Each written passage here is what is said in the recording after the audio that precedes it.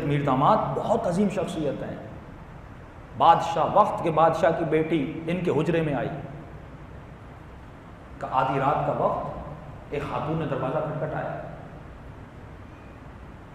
ان کے حجرے طالب علموں کے مدرسے ہوتے تھے، حجرے ہوتے تھے. اب مدرسے کا دروازہ کھلا رہتا تھا، آنا جانا ہوتا تھا. اب ایک اتفاق ہوا، یہ بادشاہ کی بیٹی جنگل میں گئی، وہاں پہ گم ہو گئی اور سپاہیوں سے دور ہو گئی. تو راستہ ڈھونڈتے ڈھونڈتے آدھی رات کو شہر میں پہنچی. جب شہر میں پہنچی تو جہاں گئی راستہ بند تھا. اس نے دیکھا ایک مدرسہ کھلا ہوا ہے، تو کہیں کہ رات یہاں پہ گزار کے صبح اپنے پوچھوں گی کہ فلاں جگہ کہاں پہ، تو میں پہنچ جاؤں گی. اب بادشاہ کی بیٹی گھمنڈی، متکبر، ناز اور پیار میں پلی بڑی، تو اس نے دروازہ کھٹکھٹایا. سید میر داماد نوجوان سید، اس نے دروازہ کھولا. جیسے دروازہ کھولا، ایک خوبصورت خاتون، حسین خاتون، بادشاہ کی بیٹی. تو انہوں نے کہا کہ میری عزت کو خطرہ ہے، میں آپ کے کمرے میں آنا چاہتی ہوں. اور سید نے ابھی بولا بھی نہیں کہ آؤ کہ نہیں، فوراً آ کے کمرے میں بیٹھ گئی. اب بادشاہ کی بیٹی کسی سے ڈرتی تو نہیں تھی، کس کو مجال اس کو روکے. آپ کہتے ہیں جیسے آئی میرے کمرے میں سو گئی. اب سو گئی، سونے کے بعد اب ظاہر ہے جب ایک حرام سامنے ہو، وہ چیز امپورٹ ہو رہی نا آپ کے ذہن میں، تصویر تو امپورٹ ہو رہی ہے. کہ جیسے تصویر سید میر داماد کہتے ہیں جیسے ذہن میں گئی، شیطان نے وسوسہ کیا، گناہ کی دعوت دی. اب کہتا ہے میری پوری رات ایسے گزری جیسے انسان کسی آگ کے بندھن میں بندھا ہوا ہو. تو سید میر داماد پرانا زمانہ تھا، کہتے دیا جل رہا تھا، کشے سے شیطان حملہ کرتا تھا، یہ ایک انگلی آگ میں ڈالتا تھا. ایک طرف جذبات، اب جیسے انگلی جلتی تھی پھر سید کے جذبات گر جاتے تھے. کہ اس طرح پوری رات اپنی 10 انگلیاں جلا دی، یہاں تک کہ صبح کی اذان ہوئی. دوڑتا وہ باہر گیا اور اس نے جا کے مسجد میں نماز پڑھی کہ خدا تیرا شکر ہے، دنیا میں تو میری انگلیاں جلی لیکن آخرت کی آگ سے بچا لیا. کہ صبح ہوئی، یہ خاتون گئی، اس نے دیکھا سید تو ہے ہی نہیں. بعض یہ کہتے ہیں کہ جیسے وہ آئی تو یہ بے ہوش پڑا ہوا تھا، تو یہ چلی گئی.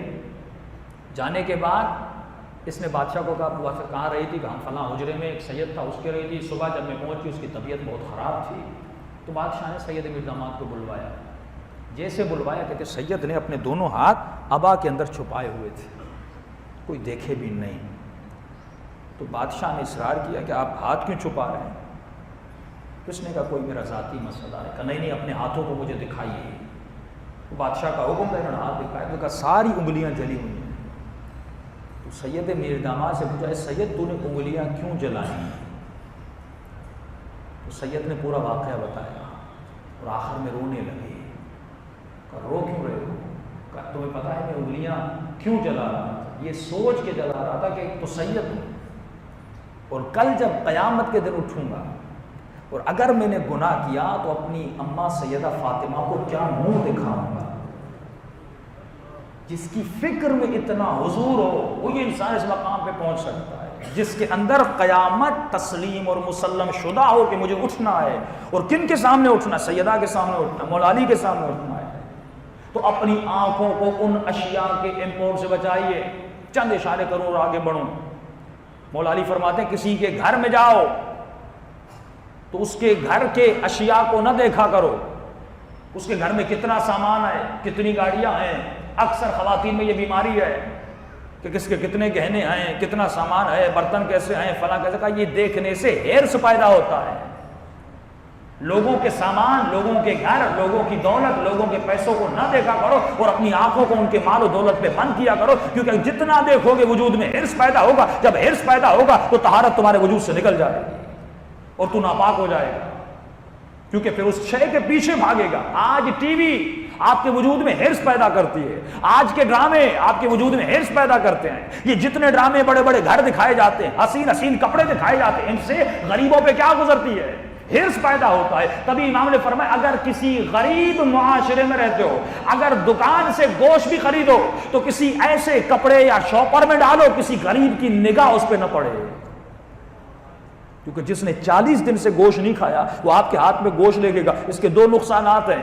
ایک تو غریب کی آہ نکلے گی، دوسرا جب اس گوشت پہ نگاہ پڑے گی یا پہ گوشت کھاؤ گے اب یہ تمہارے پیٹ میں نورانیت کو پیدا نہیں کرے گا، یہ بیمار بھی کرے گا کیونکہ اس پہ نظر بھی پڑی ہے. جب بچوں کو اچھے کپڑے لے کر دیتے تو غریبوں کے سامنے سے نہ گزرا کرو. ہم بچوں کو اچھے اچھے کپڑے پہنا کے جب غریبوں کے گھروں میں لے جاتے، غریبوں کے سامنے بچے کیوں بیمار ہوتے ہیں؟ کیونکہ نگاہیں پڑتی ہیں. ہمیشہ ایسا لباس پہنا کرو جو متوسط طبقہ پہنتا ہے، ایسی سواریاں رکھا کرو جو متوسط طبقہ رکھتا ہے، کسی لوگوں کے گھروں میں نہ جایا کرو، اور اگر جاؤ تو ان کے مال پر، ان کی زندگی پر نگاہ نہ ڈالا کرو، کیونکہ تمہارے وجود میں حرص پیدا کرتا ہے۔ اور میں نے اس دن مال اور رزق کا فرق بتایا تھا کہ اللہ نے اگر کسی کو کثیر مال دیا ہے لیکن اس کا نصیب اتنا ہی ہے جتنا اس کا رزق لکھا گیا ہے، کہ میں نے مثال دی تھی ایسے ہے جس طرح ایک چونٹی کو ایک بہت بڑی روٹی مل جائے، یہ روٹی مال ہے لیکن کھائے گی اتنا، اٹھائے گی اتنا جتنا اس کا رزق ہے۔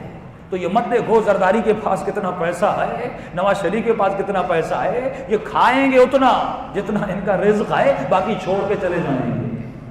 اللہ نے تمہارے جسم کو محدود رکھا ہے اور جسم کا ظرف بھی محدود رکھا ہے۔ دو فرق آپ کو سمجھانا چاہتا ہوں، فرمائیے جو جسم ہے یہ محدود ہے، اس کا ظرف بھی محدود ہے، آپ اتنا کھاؤ گے جتنی خدا نے پیٹ میں جگہ دی ہے، اس سے زیادہ آپ کبھی کھا بھی نہیں سکتے۔ پانی بھی اتنا پیو گے، ابھی میں 2 لیٹر پانی رکھ لوں لیکن آپ پیئیں گے اتنا جتنا آپ کے پیٹ میں جگہ ہے۔ اگر آپ کو گوشت کھانے کا شوق ہے، میں 10 کلو بریانی یا 10 کلو کڑھائی بنا کے آپ کے سامنے رکھ لوں، آپ کھائیں گے اتنا جتنا آپ کے پیٹ میں جگہ ہے۔ یعنی جسم کے لیے تو کتنا بھی کرے یہ محدود ہے، اس میں محدود جگہ ہے، لیکن فرمایا اس جسم کے پیچھے تمہاری روح ہے، جس روح کو میں نے لا محدود بنایا ہے۔